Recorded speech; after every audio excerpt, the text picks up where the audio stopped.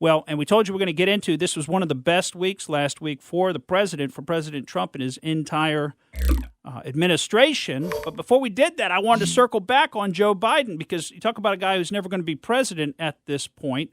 Joe Biden's made a mini career as he's been running for president this time. And, of course, he's run a couple of times before. But this time that he's been running, he's really made a habit and what I'll call a mini career out of insulting his voters. And we know, think back to what I said earlier in the show, and you can't antagonize and persuade at the same time. And listen to what he says to a woman in New Hampshire. Listen to what he calls her. I mean, talk about women's rights and respect for women.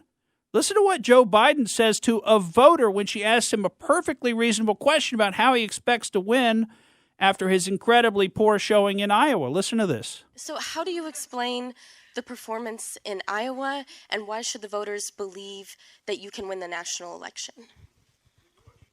It's a good question. Number one, Iowa's a Democratic caucus. You ever been to a caucus? No, you haven't. You're a lying, dog-faced pony soldier. You said you were, but now you got to be honest. What? I'm going to be honest with you. You're a lion, dog-faced pony soldier? It was confusing in Iowa. Where do you even come up with that? I mean, what does that even mean? I'm not even sure.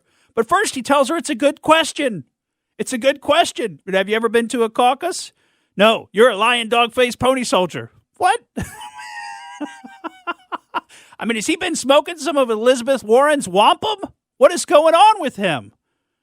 Yeah, so stick a fork in him. We told you that weeks ago. Stick a fork in Joe Biden. He's done. You can't do that to voters and expect to win an election.